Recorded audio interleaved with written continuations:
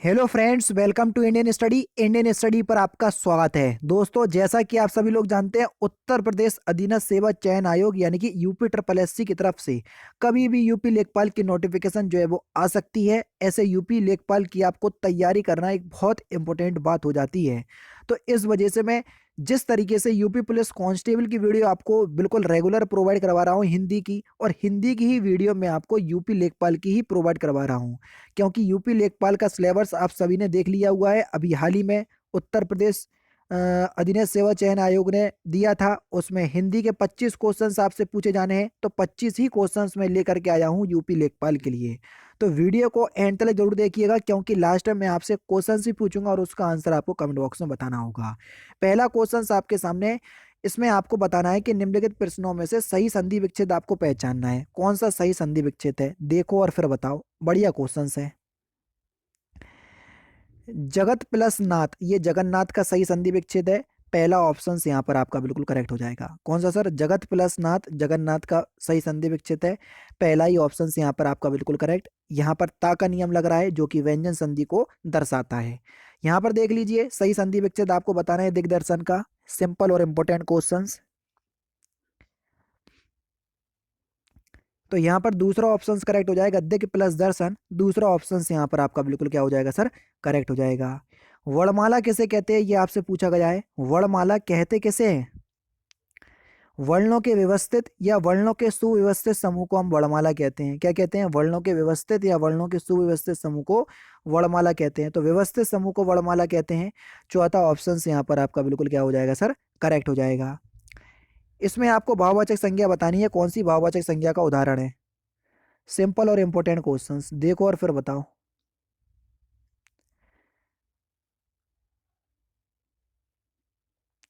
तो सही आंसर आपका क्या हो जाएगा सर? मित्रता एक भाववाचक संज्ञा का उदाहरण है। तीसरा ऑप्शन करेक्ट। आप सभी लोग जानते हैं यूपी लेखपाल की वैकेंसी आनी है। ऐसे में आपको एक अच्छी बुक की आवश्यकता है, जो कि आपको ग्रामीण परिवेश भी आपको अच्छे से प्रोवाइड करवा दे, है ना, और हिंदी भी, मैथ भी, और जीके भी। तो ऐसे में आपको ग्रामीण परिवेश की बुक बता रहा हूँ सबसे पहले, तो उसको देखिएगा। बाकी प्रैक्टिस बुक भी बताऊंगा जो आपके लिए अच्छी होगी, पहले वो देख लो, फिर हम नेक्स्ट क्वेश्चन की तरफ चलते हैं। दोस्तों, आज हम बात करने वाले हैं यूपी लेखपाल की बेस्ट बुक के बारे में, जो कि चक्षु प्रकाशन की तरफ से आती है। अब बेस्ट बुक क्यों है वो मैं आपको बता देता हूं। ये जो बुक है वो ग्रामीण समाज की बुक है, यानी कि ग्राम समाज एवं विकास, जो कि लेखपाल के लिए बेहद इंपॉर्टेंट टॉपिक है। अच्छी बुक क्यों है वो मैं आपको बता देता हूं। क्योंकि इसमें 1100 से ज्यादा वो क्वेश्चंस दिए गए हैं जो आपके लास्ट ईयर लेखपाल के एग्जाम में पूछे जा चुके हैं। दो प्रैक्टिस सेट दिए गए हैं, जहां से आप ये पता लगा सकते हैं कि एक्चुअल में ये जो 1100 क्वेश्चंस दिए हैं वो प्रैक्टिस सेट के अकॉर्डिंग या लास्ट ईयर जैसे क्वेश्चंस पूछे गए थे उसके अकॉर्डिंग तैयार किए गए हैं या नहीं किए गए हैं। सबसे अच्छी बात क्या है इस बुक की, देखो, ये पूरा आपको इन्होंने सिलेबस बता दिया है। ये देख लीजिए, जो जो आपकी लेखपाल के सिलेबस के अनुसार है, पूरा सिलेबस दिखा दिया गया है। ठीक है, पूरे टॉपिक पे यहाँ पर आपकी बात की जाएगी और इंपॉर्टेंट पॉइंट भी आप लोगों को नोट डाउन करवाए जाएंगे। सारा कुछ इसमें बता दिया गया है। अब पहला आप चैप्टर पढ़ेंगे, उत्तर प्रदेश राजस्व विभाग। देखो, आराम से आप देख लो, ये पूरा आप पढ़ते चलो। जैसे ही आप पूरा पढ़ते चलोगे तो आपके लिए परीक्षा उपयोगी जो महत्वपूर्ण बिंदु होते हैं वो भी इन लोगों ने यहाँ पर दिए हुए हैं, जो कि आपकी एग्जाम, देखो, परीक्षा उपयोगी महत्वपूर्ण प्रश्न जो कि आपके एग्जाम के लिए इंपॉर्टेंट होंगे, और आपको पता चल जाएगा कि इस टॉपिक से कौन कौन से क्वेश्चन इंपॉर्टेंट है।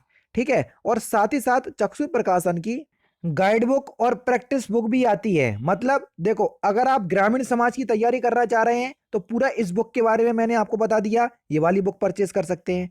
उत्तर प्रदेश लेखपाल के लिए अगर आप प्रैक्टिस सेट की बुक परचेस करना चाह रहे हैं तो ये वाली बुक परचेस कर सकते हैं। और अगर पूरी संपूर्ण गाइड बुक जो कि यूपी लेखपाल का सिलेबस है, मैथ हुआ, हिंदी हुई, जीके हुई, ग्रामीण समाज हुआ, ठीक है, पूरा जो लेखपाल का सिलेबस है उसके अनुसार इस बुक को तैयार किया है, तो आप गाइड बुक परचेस कर सकते हैं। समझ गए? तो तीनों ही बुक के बारे में मैंने आपको बता दिया। डिस्क्रिप्शन में लिंक है, जहां से मर्जी चाहे आप परचेस कर सकते हैं। आप इसको ऑफलाइन मार्केट से ही परचेस कर सकते हैं। आप अपने नजदीकी बुक स्टोर पर जाकर के चक्षु पब्लिकेशन की ये सारी बुक जो है वो परचेस कर सकते हैं। तो जो बुक आपके लिए इंपॉर्टेंट होती है, आपकी परीक्षा के लिए इंपॉर्टेंट होती है, वही मैं आपको सजेस्ट करता हूं। आगे आपकी इच्छा है। ठीक है, नेक्स्ट क्वेश्चन आपके सामने दिए गए विकल्पों में से पराजय एवं माला का एक समानार्थी शब्द है। कौन सा समानार्थी शब्द है पराजय और माला का? तो सही आंसर हो जाएगा हार। दूसरा ऑप्शन यहाँ पर आपका बिल्कुल करेक्ट। दिए गए विकल्पों में आपको मनोहर का समानार्थी शब्द बताना है कि मनोहर का समानार्थी शब्द क्या होगा। तो मनोहर का समानार्थी शब्द क्या हो जाएगा सर? सुहाना। तीसरा ऑप्शन करेक्ट। महान व्यक्तियों में महान व्यक्तियों में भौतिक वस्तुओं के प्रति फिल इन द ब्लैंक्स पाई जाती है। तो आपको फिल इन द ब्लैंक्स के स्थान पर बताना है कि सूटेबल वर्ड क्या होगा। महान व्यक्तियों में भौतिक वस्तुओं के प्रति निर्लिप्तता पाई जाती है। क्या? निर्लिप्तता पाई जाती है। पहला ऑप्शन करेक्ट। कौन सा तुमने यह मोबाइल फोन मोल में खरीदा है जो इसके मॉडल की इतनी बुराई कर रहे हो? अरे भाई, फिल इन द ब्लैंक्स के स्थान पर आपको उचित लोकोक्ति बताना है कि कौन सी लोकोक्ति आएगी। कौन सा तुमने यह मोबाइल मोल में खरीदा है जो इसके मॉडल की इतनी बुराई कर रहे हो? अरे भाई, दान की बचिया के दांत नहीं देके जाते। तो यहाँ पर दूसरा ऑप्शन से यहाँ पर आपका बिल्कुल करेक्ट हो जाएगा। गंगा क्यों टेढ़ी मेढ़ी चलती हो, दुष्टों को शिव कर देती हो, इस वाक्य में कौन सा अलंकार है? तो सही आंसर आपका क्या हो जाएगा सर? इसमें व्याज स्तुति अलंकार है। कौन सा सर?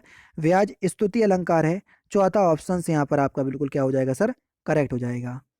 नेक्स्ट क्वेश्चन देखो, यहाँ पर आपको बताना है जो एक दूसरे के विलोम शब्द ना हो। कौन से जोड़े में एक दूसरे के विलोम शब्द नहीं दिया है? गुण का विलोम शब्द अपगुण होता है, ये बिल्कुल ठीक है। देव का विलोम शब्द दानव होता है, ये भी बिल्कुल ठीक है। सम्मान का विलोम शब्द यहाँ पर आज्ञा दे रहे हैं, जो कि गलत है। तीसरा ऑप्शन से यहाँ पर आपका बिल्कुल क्या हो जाएगा सर? करेक्ट हो जाएगा। इसमें आपको गलत विलोम शब्द ही बताना था। ये क्वेश्चन से आपको वही काम करना है, कौन सा विलोम शब्द नहीं है वही आपको बताना है। क्वेश्चन नंबर 11 में जय का विलोम शब्द पराजय है, ये भी बिल्कुल ठीक है। सार्थक का विलोम शब्द निरर्थक है, ये भी बिल्कुल ठीक है। पतन का विलोम शब्द उन्नति है, ये भी बिल्कुल ठीक है। धर्म का विलोम शब्द पुण्य दिया है, जो कि गलत है।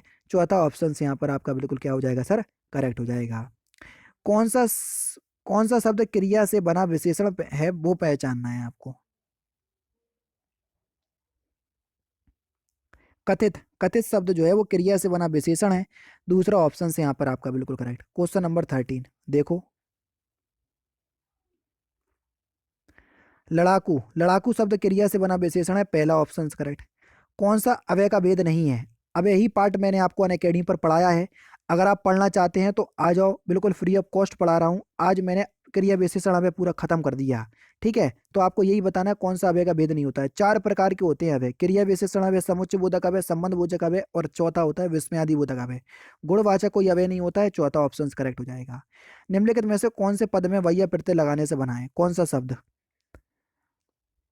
कवैया। तीसरा ऑप्शन यहाँ पर आपका बिल्कुल करेक्ट। शब्दानुक्रम में सही वाक्य आपको बताना है, बिल्कुल शुद्ध वाक्य आपको छांटना है। जल्दी देखो और फिर बताओ। क्वेश्चन नंबर 16, वह आदमी गरीब था। दूसरा ऑप्शन यहाँ पर आपका बिल्कुल करेक्ट। सुसंगत शब्द प्रयोग में कौन सा वाक्य सर्वाधिक प्रयुक्त हुआ है? सुसंगत शब्द प्रयोग में कौन सा वाक्य सर्वाधिक उपयुक्त है? तो सही आंसर हो जाएगा अपराधी को सजा मिलनी चाहिए। दूसरा ऑप्शन करेक्ट। असुरक्षित शब्द में कौन सा उपसर्ग है, ये आपसे पूछा है। तो सही आंसर हो जाएगा आपका आ और सु। तीसरा ऑप्शन यहाँ पर आपका बिल्कुल करेक्ट होगा। निम्नलिखित में से आपको कौन सा वाक्य मिश्रित वाक्य नहीं है, ये आपको बताना है। वह परिश्रमी ही नहीं बल्कि ईमानदार भी है, या वरन ईमानदार भी है, ये एक संयुक्त वाक्य का उदाहरण है, ना कि मिश्र वाक्य का। दूसरा ऑप्शन करेक्ट। निम्नलिखित में से कौन सा छंद का प्रकार नहीं है? बेहद सिंपल क्वेश्चंस, आसानी से बता सकते हैं। आप सभी लोग जानते हैं कि दृष्टांत एक अलंकार है, ना कि छंद। तो पहला ही ऑप्शन करेक्ट हो जाएगा। निम्नलिखित में से कौन सा तत्सम शब्द नहीं है? जो तत्सम शब्द नहीं है वही आपको बताना है। सियार एक तत्सम शब्द नहीं है। चौथा ऑप्शन करेक्ट। थोता चना बाजे घना, इस मुहावरे का सही अर्थ क्या है?